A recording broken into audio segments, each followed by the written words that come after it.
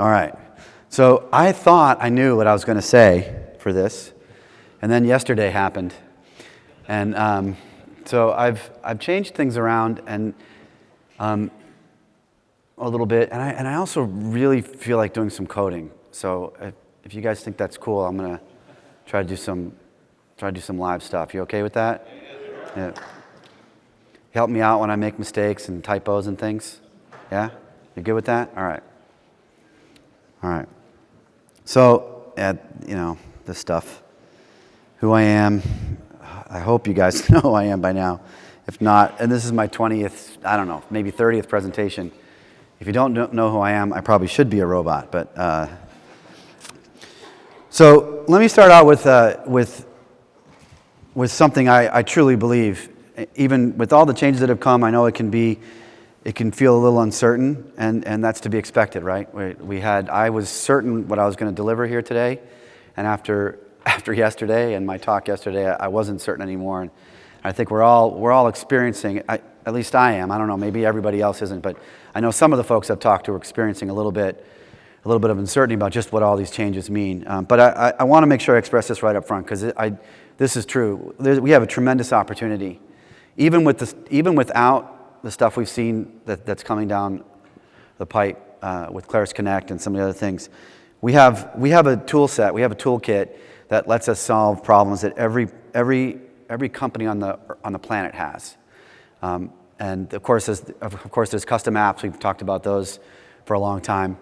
But integration is a massive problem, and we can actually do pretty good integration with FileMaker as it is today. And I'm going to code through some of that stuff with you and kind of show you a little bit about what I mean. But so I mean, frankly, we should just consider ourselves super lucky that we have chosen a platform and been with it for so long. And after 3 decades almost, we find ourselves in a place of high relevance, frankly. And that didn't have to turn out that way. So we should really thank FileMaker for that, for getting us to this point. And then for relaunching this thing when the time was right and when it had to be done. So we have an opportunity, and you may not know exactly how to take advantage of that opportunity yet. It may be there's maybe things you got to learn, but it is a big opportunity, and I am super psyched about it. But the cheese has moved.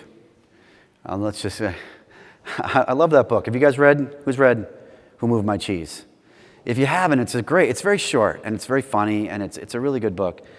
But the cheese has definitely moved, and part of the challenge and part of the story of this book is when the cheese gets moved, there's a couple of different reactions you can have. One of which is to get really angry and demand who moved my cheese, and the other is eventually you learn how to look for change and embrace change. And I think if you're in this industry, even with a platform like FileMaker that's been around for so long, you really need to cultivate what's the word I'm looking for here? A desire to learn and to change, to not turn away from change, but take a look at it and see what's coming and see if it's something you can pull in, because this isn't going to slow down. We're going to continue to see big things happen. But this is actually one of the reasons why you need a workplace innovation platform, and why Klaris is so well positioned, because it does help connect you to the cheese, right? What they can do is smooth over the bumps in the road. Because when you have disruption coming at you, when you have new things coming at you super fast, and you don't know which things to adopt and which things to let go, and there's bumps in the road and potholes and things, having a workplace innovation platform and an ecosystem, all the things that entails, is a way to just smooth that over. So being in this community and being a part of this community is much better than being out there on your own trying to figure out what kind of a stack to pull together. Am I going to learn Angular, or am I going to learn Go, or what am I going to do? How am I going to make this go? A lot of those simple questions are not even simple. A lot of those questions have been answered for you. The other thing that I've come to appreciate, I used to think of no and low code as almost an insult. I took it personally, like, listen, I write code. I'm a pro, right? I mean, I really, when that term first came around, I took offense to that. But I've come to appreciate it, and I think a platform needs to provide no, low, and pro code options, because all of those things are relevant within the environment that we find ourselves. Changes, we have to move and make things happen quickly. Not everything requires a text-based language, which I'm actually going to write some stuff in JavaScript a little bit later. If you can do it with no code, that's awesome. So we should embrace the no code tools that FileMaker has really always given us, the WYSIWYG stuff and some of the new stuff coming with Klaris Connect. And the low code stuff, the same thing. But the important part about FileMaker is it's always had the ability to go super deep and super pro, even if you don't leave the FileMaker script maker and managed database. You can find some FileMaker apps out there that are very, very complex and are very, very pro. There's nothing no or low about them. They are serious software applications. And then a couple other things that are super important. Escape hatches. I like to call these escape hatches. So these are, if you're in some of the environments, so some of the competitors out there, you will find yourself at a dead end, and there's nothing more that you can do. There's no more resources for you to use to get beyond that stuck point, that roadblock. But a good platform provides escape hatches. And we're going to look at a couple of those, but the obvious ones would be the plugin SDK and maybe JavaScript are the two of the big ones. We'll talk about JavaScript a little bit today. But these are critically important because if in this world that we find ourselves today, the answer can't be sorry, our platform won't let you do that, right? There's got to be a way for you to say yes when a problem comes up. That's critically important. So we've got those escape hatches. And then as we're seeing, and I hope to be able to get to some of the examples that I have around why this is so important, but being plugged into the API economy is critical, not only for being able to live on the infrastructure that's there, but for the innovation that's being generated from there. Everything on the internet, the way I look at it is every service and API and thing that's out there on the internet is a potential problem solver for me to pull into my application. I don't consider that like outside of my job. That is part of my job. And I actually spend a fair amount of time trying to figure out what's out there. And I encourage you all to do that same thing because I truly believe it's going to be important. All right, so I want to talk about, I don't know how far we'll get on this list, but I want to talk about a couple things. Custom application networks, scripting the internet, iPaaS, WebViewer.js, tooling, and infrastructure. So how many people were in my talk yesterday? Some. Oh, good, but not many, so I can repeat the whole thing. Awesome. So let's dive in. So this is one of the first ways that I found to deal with the change that's really happening is let's take the custom from the application and move it up into the network, right? Because every company on the planet is building a custom application network. They may not call it that, they may not even know that they're doing it, but they are doing it. They are using, some people say, 6 to 12 SaaS apps in their business. You maybe can convince them to get rid of some of them, but you're not going to convince them to get rid of all of them. And those applications are going to have data in them and services that you're going to need to integrate with. So that is what I call a custom application network. So move the custom out of the app and into the network. At least, even if you're building a custom app, it has to plug in to a custom application network. There are very few isolated apps. They're still there, you'll find them, but for the most part, things are being hooked in. And so this is kind of a map, and on this map, I went through a longer version of this in my first talk. The blue parts are the parts that you're building. Some people were pointing out, the blue parts look small. Don't take a comparison between the sizes, it's really not. I didn't measure out, these are not two sides or whatever. But the blue parts are the parts that we're building, and this is actually an approximation of some of our custom application network. These are some of the applications we use, and those are in green, and they're the green circles. And then the blue parts are the parts that we are building custom for us, or in the case of LedgerLink, which is that blue one over there with the green border, that's a product, and you can buy that from us. And I would also, not just as a product vendor, so I know I'm a product vendor, but please just forget that for a moment. an incredibly important part of a platform is its ecosystem.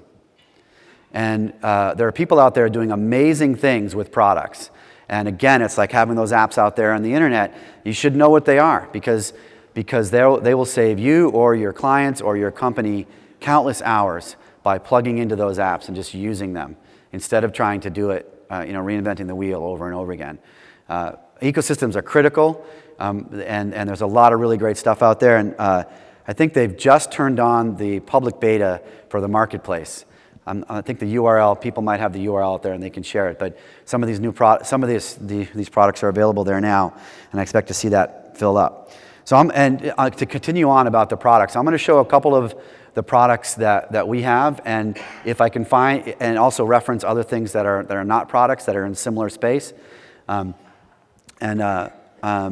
just it's what am I trying to say here?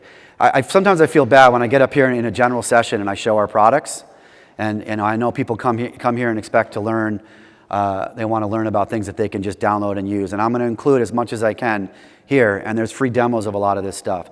But a lot of the things that I do think are new and important that are coming are going to be products.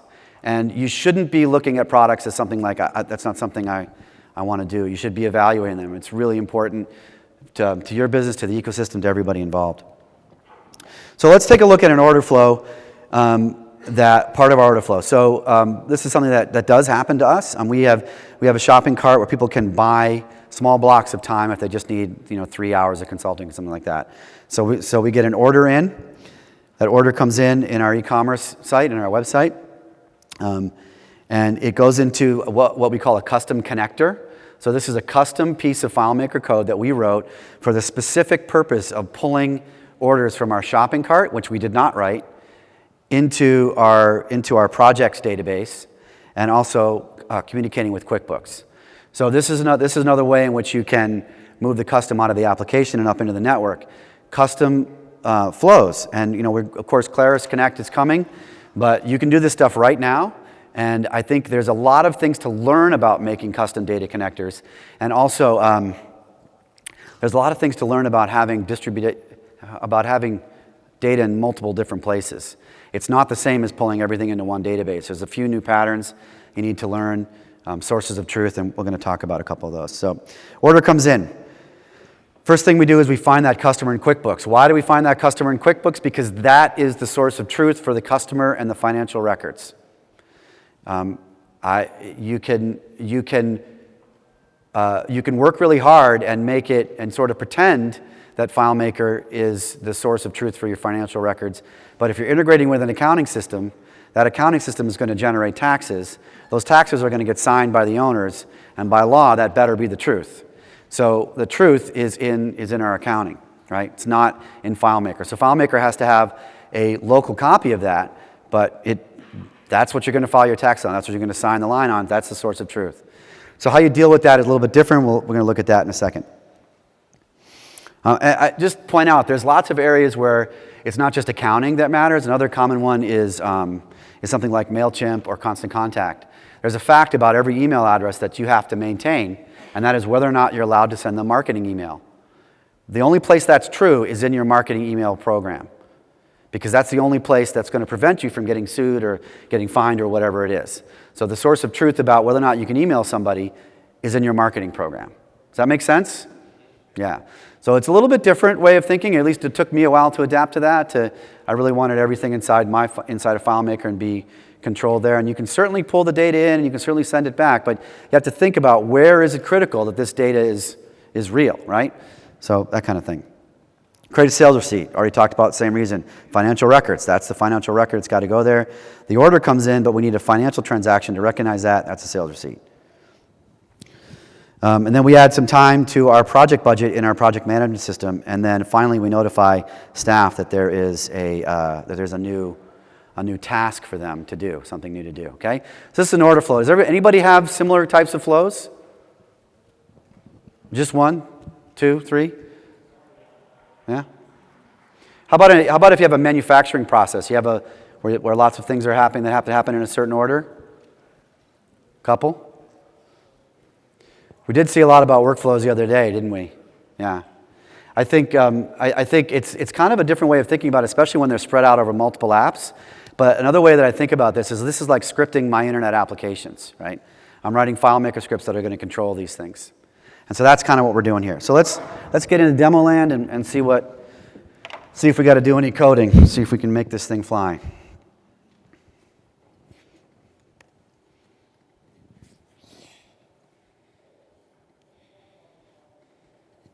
All right, so a couple things to point out. So here is again,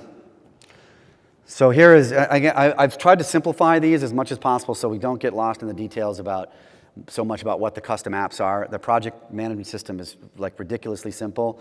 The point again here is I'm moving data around from applications on the internet to custom applications on my network and then to other applications on the internet, right? So these are some of these screens you're going to see are basic, and they're basic for a reason. Because can anybody see that in the back, or does it need to be bigger? Was that bigger?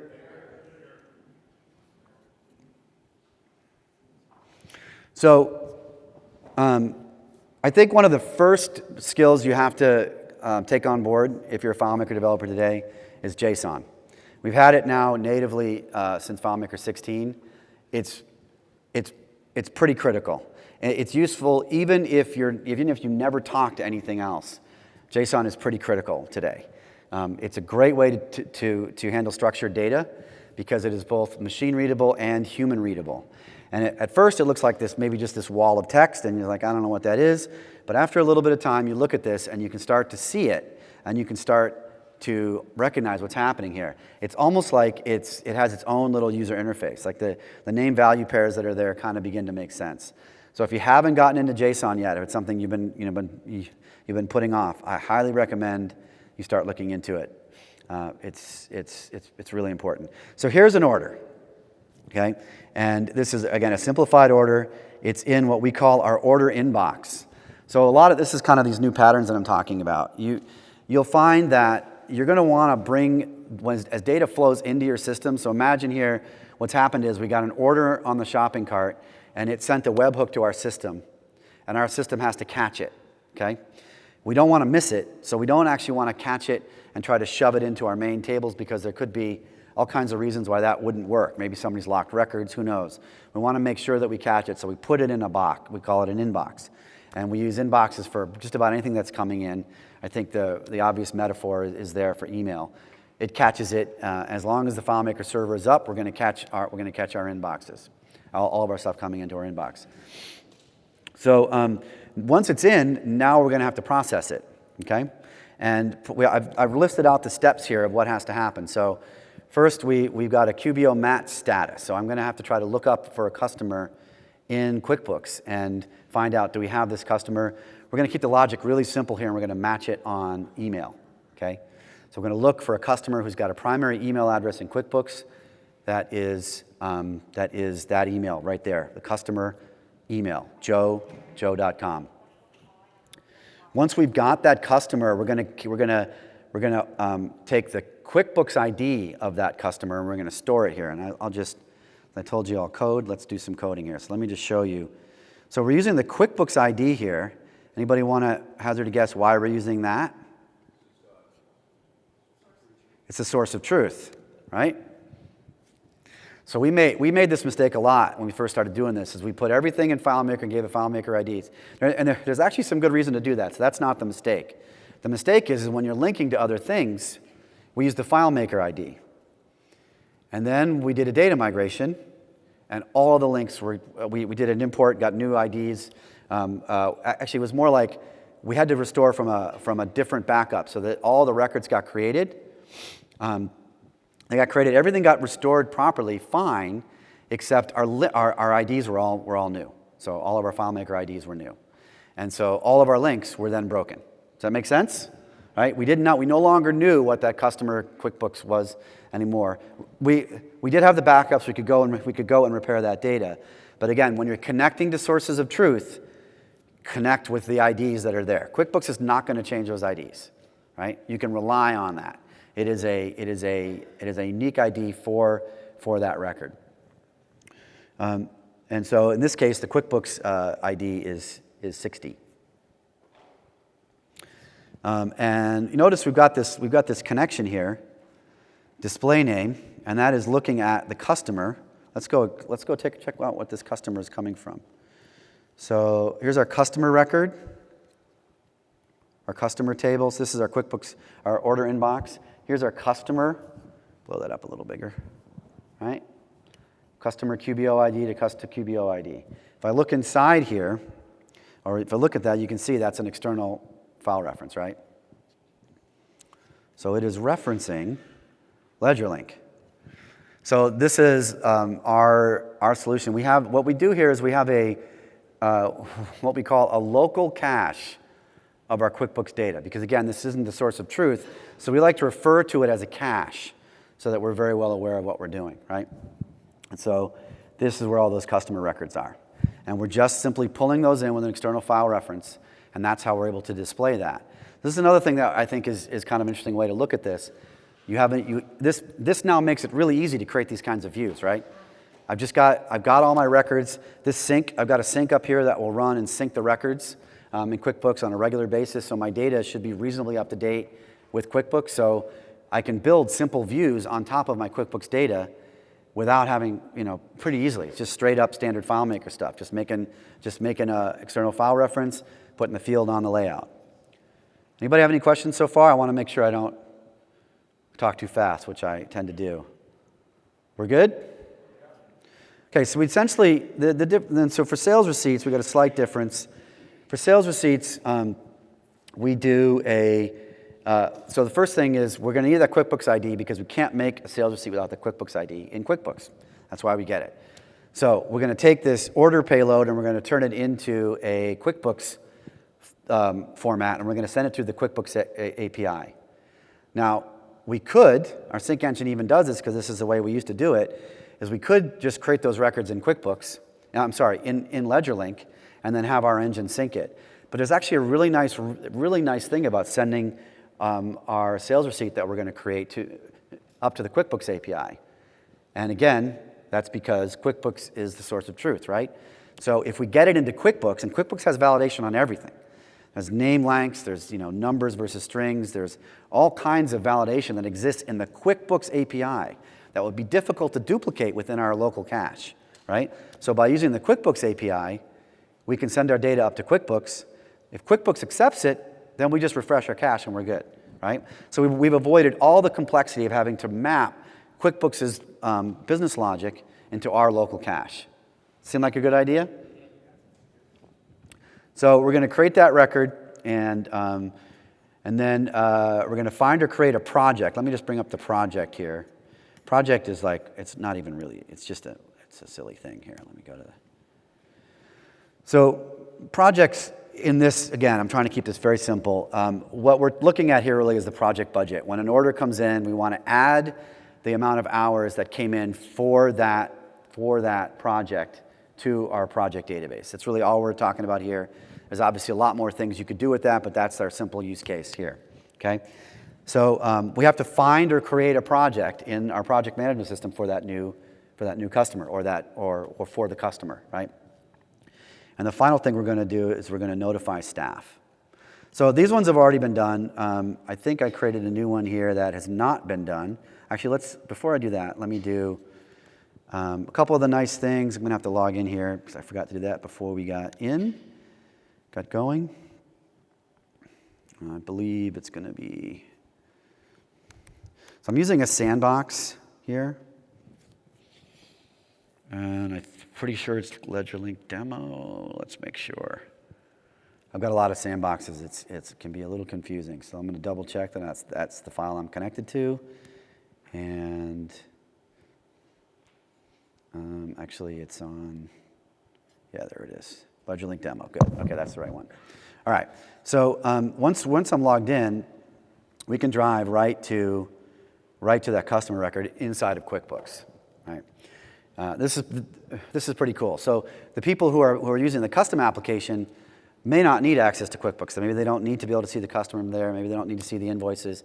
And you can protect that really simply by just not allowing them to run that script. Super simple. They don't get to see the customer records. And actually, also it's protected by the fact that you would need a QuickBooks login to actually see this data. So this is great. If you're in the accounting department and you're working with this tool, you can easily get to QuickBooks and use all your familiar tools and do all the things that you're used to doing in QuickBooks, and still be right back here in FileMaker. So we can do the same thing with a sales receipt. So we can start to create some nice integrations between our two products, simply by just, all we're doing is open URL. This is not rocket science. We're just open URL. You can see that there's a pattern to these URLs, and you're just going to those URLs, right? So pretty sweet. All right, now I'm pretty sure that I don't have anybody whose name is Becky Tech Talk. Let's go see.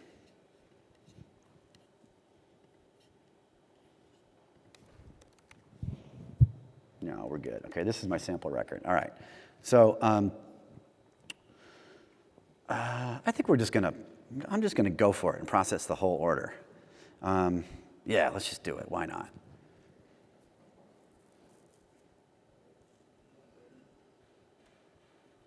Hopefully the internet will be good here, but it looks like it's going okay.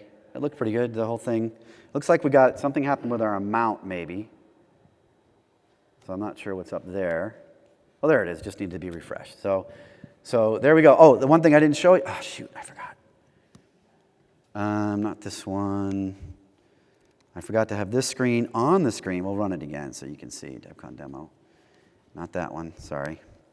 DevCon demo here. Campfire. So this just got fired in there. That was such a cool reveal, and I blew it. You can tell it's me because it's this cool little ghost right there. So, and this was the Tech Talk software. Oh, I need a little typo. We're going to fix that. Tech Talk software purchased 4 hours of consulting. Please contact them about the next phase of the project. Okay, so we saw the whole, oh, we didn't see let's go check out the Tech Talk software was not there, so let's go look and see it, make sure it's in QuickBooks now. There it is, right? So QuickBooks has got it.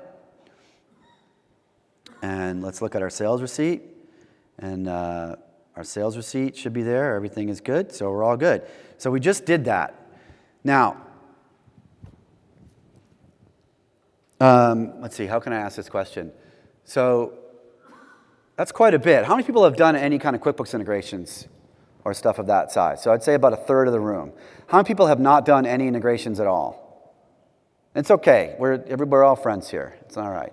And one of the things about an ecosystem is that we're going to help each other and carry everybody along. We're going to teach everybody how to do this. We're going to give them the products to do it. We're going to give them the tools to do it, so that we can give everybody the support that they need, because we need everybody in this room. We need you to come along for the ride. It's important.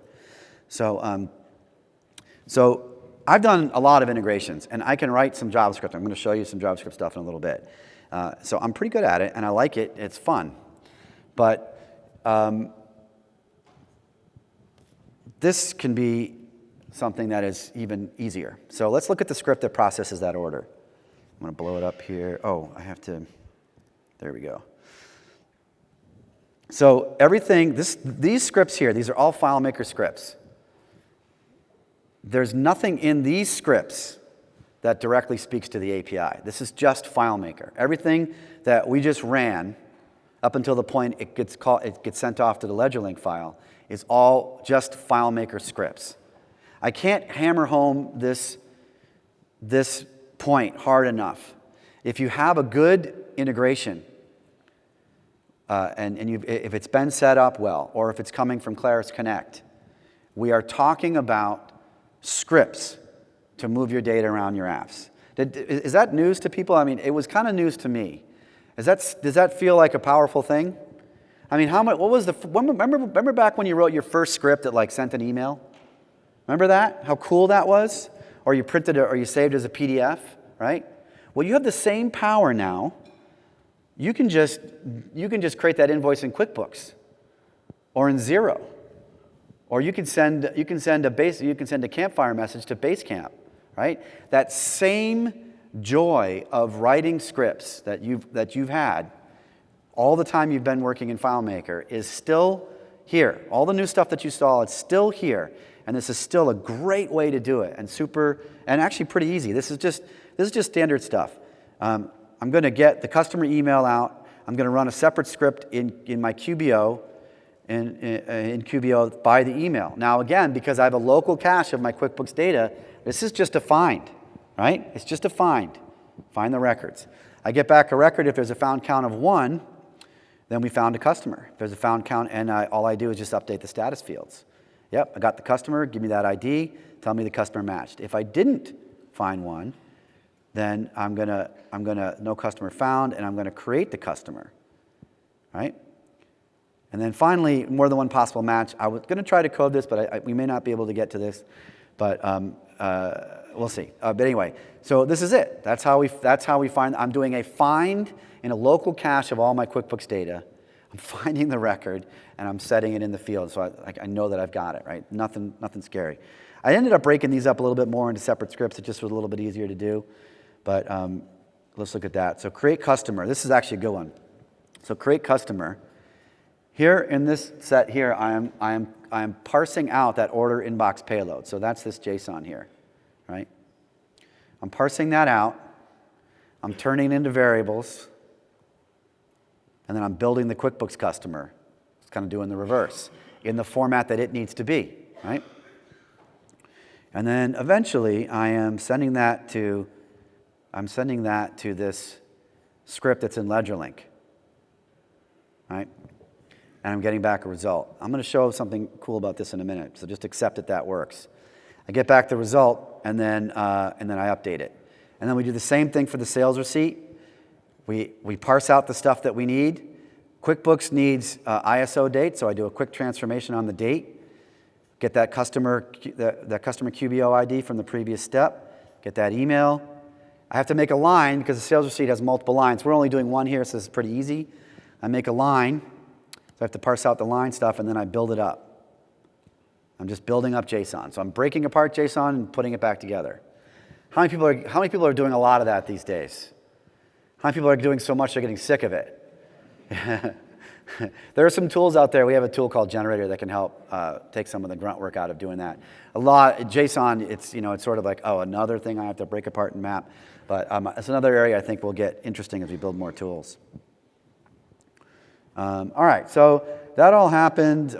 We found the budget. This is just FileMaker scripts. Does anybody have any questions about this so far? Is this interesting and useful information? Yes. Yeah. You're not just saying that because you're nice people. And you think I'm a robot. And I might have a machine gun or something back here. No. I think if I could highlight a couple things. JSON. You've got to get into JSON if you're not already. Think about sources of truth. Think about perhaps maintaining a local cache of your critical data that's up there on the internet. And once you do that, now you can start doing a lot of stuff just in FileMaker again, right? The tool that you are super, super familiar with. That sound cool? All right, I'm going to move on to some other things. Oh, actually, before I do, so I wanted to do one more thing here, but I needed to get some documentation on LedgerLink here. So let me look up some of the docs. So let's see. So this is the documentation for all of those scripts. So here's that one we're looking at, send FM data to QBO. So we create we document all of our scripts, all the ones that are publicly consumable by you. So you can think about what we do as creating an API within that file. And you use it like you would use an API in the cloud. It's the same concept. We're sending JSON, we're getting back JSON, right? So we can click on this and we can get a little bit of information about what goes in. And everyone's going to be a little bit different. It's going to tell you what stuff it needs in and what stuff it doesn't need. Let's take a quick look at what that original source looks like here. So down here is the API. So here's the documentation. So we use a structured data format that is it's called JS docs. Okay. And so what this lets us do is document our source code and generate that web page. Okay, so this documentation that you see here is generated based on the scripts that we write. Why is that important? Nobody? Anybody guess? Because how many people document their scripts? And even if they do a really good job. And then they write another web page that's got the documentation of the documentation.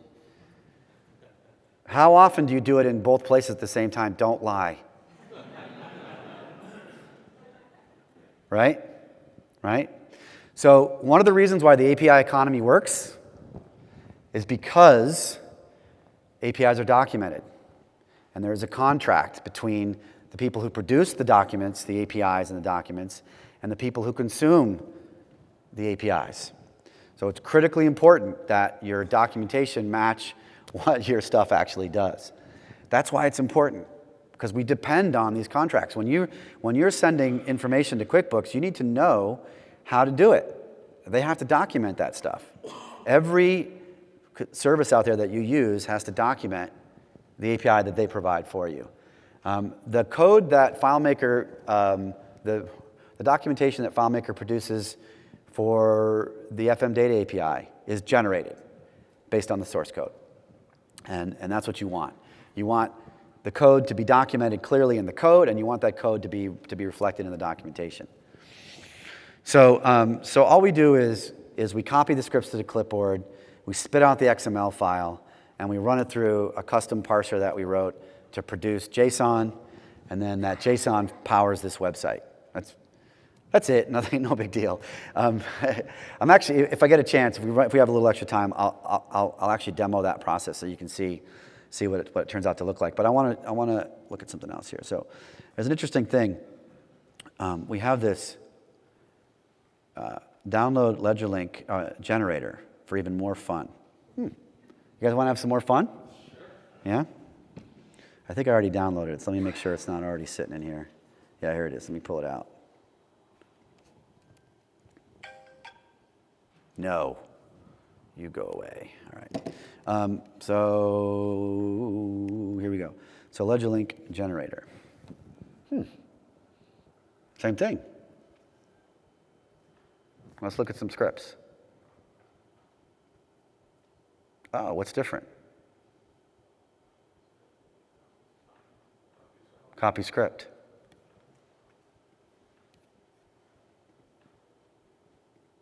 No copy script, copy script. What do you think that does? But in what format? Well, let's find out. Yay, right? So let's go into a script in our little thing here. Let's write a new script.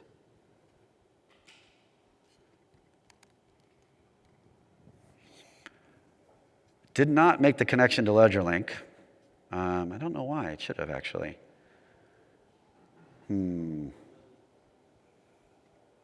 Oh, rats. This was work. This did do it. I'm not sure. Maybe my file reference is named differently, or was, since I've changed this. That's possible. Well, that's a bummer. Bummer. Let me get another one. Assume that works, and I'll get one that I will have a little bit more information. Because that's not that big a deal. But part of it is that you actually get a little bit more.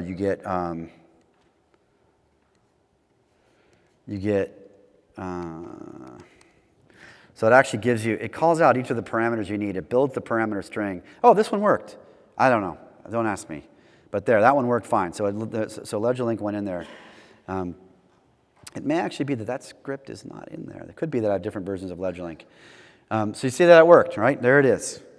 So not only do we give you the documentation of the script, but we give you a way to copy the code that you need to call that script into place.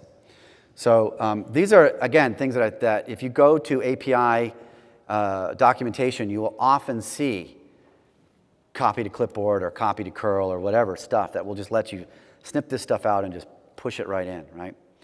So this lets us build these little applications really fast, because we don't write the scripts by hand, so that we don't make the errors there. We can quickly create these little workflow apps and just go to the documentation, look it up, paste the script in, and we just keep moving.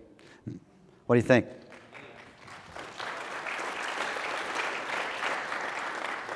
The other reason this is super useful is when we get tech support on on this product, on LedgerLink, somebody says, how do I do this? And I said, well, we have an API for that. It's pretty cool. And I can just send them a link. I just send them a link to the API, to the docs. I just send them, hey, you want to look at the send customer script, and I just send them this link, and they have all the documentation that they need to use that script. So, again, this kind of stuff is important when we're talking about plugging into the API economy. What I'm trying to create is the idea that we should build on top of that model. We should continue to build on top of the idea that we make a contract between the products that we develop and the people who use them. We document that contract, and we provide code generation in order to make it even easier for people to use, right? And as you saw, FileMaker the last couple of years has been talking about these add-on tools and the ability to inject XML directly into the file. So this is only going to continue. You can do this now, and it just requires, you're copying and pasting, and you have to use the free Base Elements plugin. But you can do a lot of this stuff now. And we started doing this a number of years ago, and we released a free file called Generator that not only does it have some of this workflow in there, but it also has all of the code that we use to write our generators. It's all there. So you can rip it apart. You can look at all the custom functions we have, the scripts, all the stuff that we have to build up scripts and to write scripts and put them on the clipboard. They're all there. So I encourage you to start thinking about, if you have products, to start thinking about doing this kind of thing, because I think it's essential. All right, boy, I am taking a long time, so I'm going to move in. How are you guys doing speed-wise? Am I moving too fast, too slow? Good? All right. So let's take a look at this one. And before I do that, because I forgot to set up a demo on my email account, I got to clear all my email out. Yeah, let's get rid of all that stuff. All right, that should do it. This is a little email thing, little HTML mail, right? Pretty cool.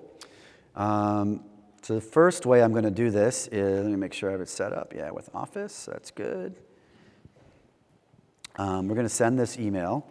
And what I've done is I have authorized my application to work with FileMaker. And so this is a pure sort of FileMaker approach to this. And I have to log in. I already did this, but I'm just showing you how it works. I'm logging in to Office 365. I'm accepting, doing the OAuth dance, and I get back in, and once I'm done, I now have the ability to send mail through Office. That seems pretty easy, right? It's actually about, 24 scripts, a layout, a table with some fields in it. It is figuring out I think I have it up, I guess, let me see. The documentation for MS Graph app registration. So you have to go and read through this stuff, and then you have to remember, you will suddenly discover that Microsoft has 3 versions of their APIs, and it's not always clear which one you're on. And then you might have to write a little bit of a tiny web server to do all this stuff. Now, it's doable. We do it. And every time we get a request, I just groan because it's a pain in the butt to get this stuff figured out. Luckily, we have some starters that we can use to get this stuff going, but it's kind of a pain to do. Once you have it set up, though, it's beautiful. I click the send button, and it's going to, yay, message sent. And then if I go look at my mail here, I can see it's already in my mail. All right, there it is, and there's the message, right? That's pretty cool, right? So HTML mail is a pain, and there's plenty of great APIs to do it with. Office is one, Gmail is one. Also for transactional email, we find ourselves using SendGrid a lot. It's part of Twilio now, and they have a bunch of great stuff, so we're using them a lot. But sometimes you really want to use your Office 365 account. It's a great way to do it. But to figure that out was easily 50 hours to figure out how to get that authentication to happen. Easily 50 hours. It just took so much reading of documentation, figuring out how to do the OAuth flow and get that all together. There's not documentation, surprisingly, on Microsoft's. They have, for how to do it in a web app, how to do it with Angular, how to do it with Python. They do not have how to do it with FileMaker on there yet. So it's a goal, but it's not there yet. So I honestly took that long. So what I wanted to show is what a big advantage we are going to get with Klaris Connect. So let me jump over to that site here. So I made a flow. It's pretty simple. It's 2 steps. I authenticate here to my QuickBooks account, to my OAuth account. I do it 1 time, and then I set up this action to send a message. I have to reconnect apparently. So let me just connect again. Do note that these are sandbox. This is an early version still of Klaris Connect, and so there are definitely things like this stuff timing out. But you've seen some of the demos, so I won't dive into this too much. But I'm basically just setting the body into the email subject. The type is HTML. The body is from what this is. I don't know if you can see this, but I don't know if this was clear. But at the top, I'm getting an HTTP request. That HTTP request has JSON in it. And that is what you're seeing here. So the body of the JSON has a subject property, has an HTML property, and has a to property. So all I'm doing here is just lining those up. It's pretty simple to do. You just get step data and you go through and I probably should not have done that, but we're going to try anyway. I want the subject. I think I can go backwards. I'm afraid to, because I know this is still early, but versions. Let me go back to this one, restore version. Super sweet, by the way, that you can do that, which is awesome, right? Awesome. Oh, it's broken, don't know why. Go back to that. I may need to reconnect the account again. Let's see. Yeah, it's going to make me do that again. All right. So I set up the HTTP request, and really all that is, it just gives me a URL. Boom. That's it. It gives me a URL. I then tie the two together with a pretty simple UI, right? Oh, it's doing it again. I'm getting worried now. Let's see. That looks good, so we'll go with that. Yes, we're good. Okay, so this is all set up. I'm going to add here. I did this earlier, so I'm adding to the subject body sent via Stamplay right there. So note you can continue to add data. There's text functions that you can do to manipulate this data, get it all however you want. A lot of manipulations. The way I look at it is kind of similar to calc functions that we have, calculations fields that we have in FileMaker. We can just kind of do those on the properties of the data that's flowing through our flows. We can say, oh, let me change this into, add a certain number of days to it. So there's date functions and those kinds of things. So I had to do 2 steps here. I created a webhook, 3 if you count connecting my account. And then I did this, and that's all I have to do. And then if we look at FileMaker, on the FileMaker side, it goes from, let me show you the difference in scripts. So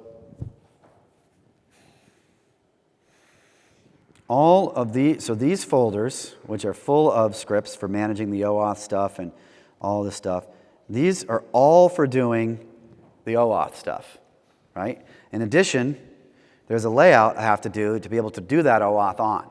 So I have a layout, I have a bunch of scripts, I also have some fields where I have to store the tokens in here, right? All that. By the way, storing the tokens is not exactly something you might not want to do that in your database, or at least you're going to want to do it securely, because anybody who has the tokens is going to be able to use your Microsoft account, right? So I have none of that. Once I use Klaris Connect for that, I have none of those problems. I simply, in my demo here, I'm just going to switch to a different script. And I'm using the same JSON payload to send that HTML mail. I'm just going to now send it with Klaris Connect. I'm going to send, and it says message sent. Let's make sure that's going to actually be true. I'm not sure. There it is. Didn't say from Stamplay, but that is, I think that's it. Or is that from a few minutes before? No, that's it. So I may not have saved that save from Stamplay piece, but that did go through Stamplay, and there it is. And Do you see how much less work that is? Like, so you remember when I talked about connecting to your cheese? You know, this is what I mean by that. Like, this is your and escape hatches. We saw both of these things here. Before we get Klaris Connect, there's escape hatches that we can use if we need this functionality, right? We can build this OAuth dance. We can make it happen, and it works. But when we get Klaris Connect, we can dump all that stuff and just use the infrastructure that they're providing us to do this stuff, right? Isn't that awesome, right? And by the way, it doesn't, you know, I've had some people talk to me about, well, somebody's still going to have to figure out how to do all these connections, like, you know, make those flows. Absolutely. There is expertise to be learned about how to make these flows work, even though they're just like in FileMaker, right? FileMaker has a nice interface, and you can get started pretty easily, but it took you a while to learn all the ins and outs, right? It's going to be the same thing with this. You are going to develop an expertise in how to create these flows, and we'll be able to share them and all the things that they talked about. So all that's going to be there. It's just the cool thing is, here's the other thing, by the way. If I wanted to use that email if I wanted to use OAuth in that other program, in another program, I'd have to copy all that stuff into that program. And now I have two versions, and it's like the man with two watches doesn't know which one's real, right? That's the problem. So now, once I get all of that OAuth dance is up there in the cloud, and it's no longer my responsibility. And I love escaping responsibility as much as I can. All right. Gosh, I'm almost out of time. I'm gonna have to skip the big coding thing. Let's do a couple more. So that was iPaaS. That was integration as platform. Let me show a couple things really quickly. So we have the new ability to save out an XML file in this new format, and you can diff it, right? So you can use BBEdit, and let's see if I can do this right. Get this up here. I have to open both of them, I think. This is the problem, is I don't even know how to make it diff. I think, let me do project BBEdit. Dave Ramsey showed me this earlier, and I hope I remember. Anybody know how to do a diff in BBEdit? Yes. I have two windows. So I have to pull this out or something? Oop, that's not what I want to do. Beautiful. Okay, there we go. So now I got two windows.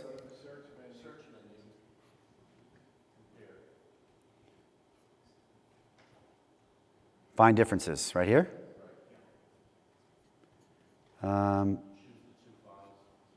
This is a different. Shouldn't it do the first two open ones, right? Isn't there a way to do the two top open files? Where am I missing it? All right, I'll pick. All right, I'll do it this way. I won't waste any more time. We'll just find them. They are somewhere on the desktop here.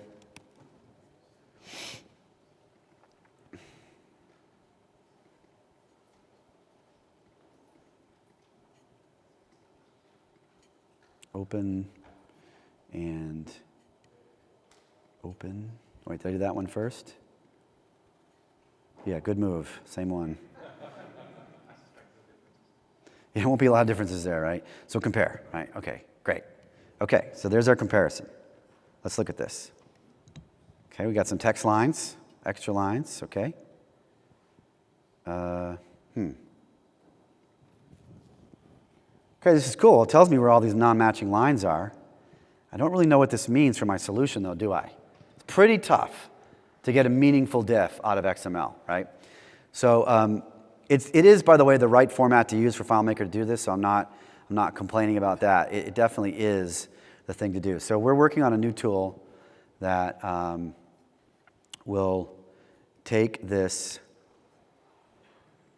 and it's kind of early yet, but it's good enough to show. We'll select the modified one, and we'll begin our comparison. And now down here we have a list of all the things, and we have a menu that tells us what's new, what's the counts of things that are new, that are changed, or that are deleted, right? So this is now something we can actually begin to get some amount of information out of. And I expect that lots of people will be developing versions of this, so I think there's going to be a lot of activity in this space. If you select on one that has edits, you can see here's all the fields that were edited. So these were the fields in that system that were actually edited. The problem with XML is if you edit a field, it's going to change it in about 10 places, right? So you really do need a tool to get what we call a meaningful diff out of this. You need to be able to go through this thing and build something out of it. And I'd actually encourage other people to do this. I think we need lots of people trying to make these kinds of tools because it's just an important skill to have in the community. But we're doing it with FM comparison here. So the idea of being able to actually look at two versions and know exactly what's different, I mean, is something how many people have been wanting that for a while? Right? It's kind of a big deal. So I think I'm going to show just a couple more things and then we're going to wrap it here. Web Viewer Widget. So I want to show. So we talked a little bit about Web Viewer Widgets. And is that the one that I wanted to do? Let me just pull up. Close all these guys.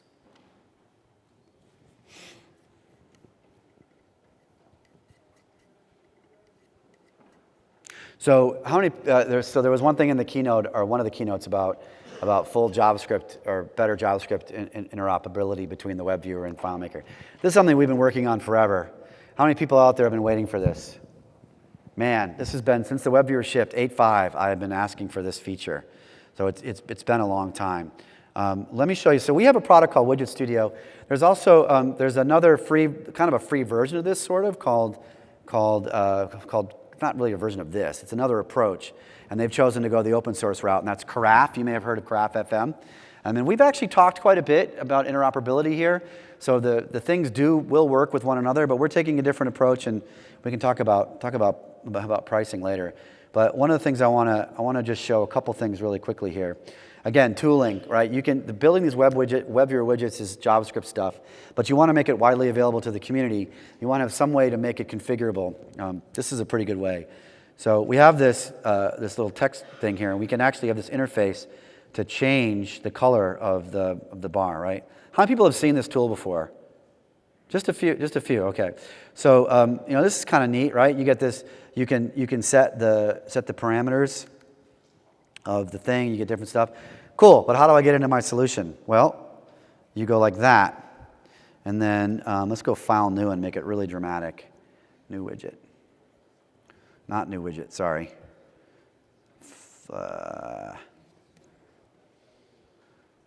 Create new.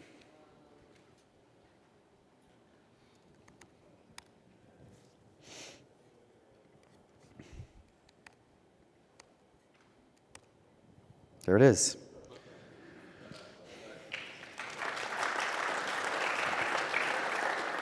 So this is not using the add-on to the add-on stuff that Robert was talking about yesterday, but it will. Once we get that ability, we're going to provide this tool as a way to deploy widgets. So not just I mean the thing that's most important here about this is that's the one we just did. Let's do another one here. Let's do, timer's good enough.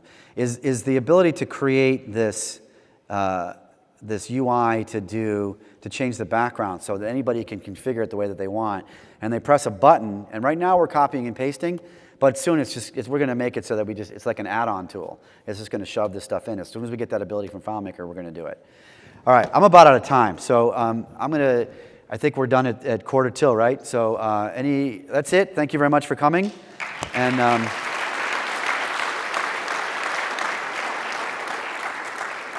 anybody who wants to ask questions can hang out. The rest of you kind of can scoot out the back. Yeah.